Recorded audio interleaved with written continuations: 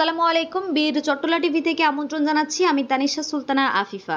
চট্টগ্রাম নগরীর ইপিজেড সংলগ্ন মাইলের মাথা এলাকায় আজ বিকেলে ঘটে যায় এক হৃদয় বিদারক সড়ক দুর্ঘটনা।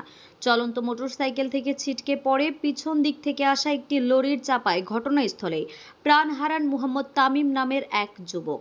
নিহত তামিমের বাড়ি চট্টগ্রামের বাঁশখালী উপজেলার ৪ নম্বর বাহারচরা ইউনিয়নের চাপাছড়ি গ্রামে। তার পিতার নাম সৈয়দ জম্মুল মিয়াজি। প্রত্যক্ষদর্শীদের বরাতে জানা গেছে, তামিম একটি মোটরসাইকেলে করে চলছিলেন। হঠাৎ করে সড়কের বেহাল অবস্থার কারণে তিনি নিয়ন্ত্রণ হারিয়ে রাস্তায় পড়ে যান।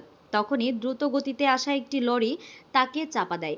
ফলে ঘটনাস্থলেই তিনি মারা যান। খবর পেয়ে তাৎক্ষণিকভাবে স্থানীয় লোকজন ও ট্রাফিক পুলিশ ঘটনাস্থলে পৌঁছে মরদেহ উদ্ধার করে।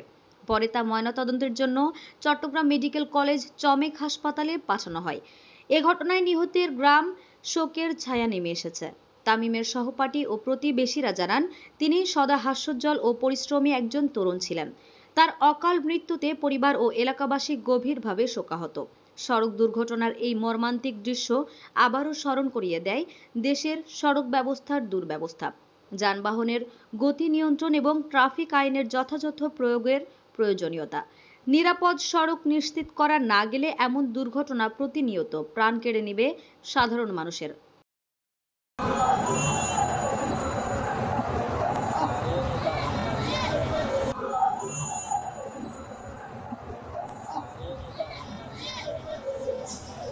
আমাদের আরও আপডেট নিউজ পেতে চোখ রাখুন বীর চট্টলা টিভিতে। ফেসবুকে ফলো, ইউটিউবে সাবস্ক্রাইব করুন।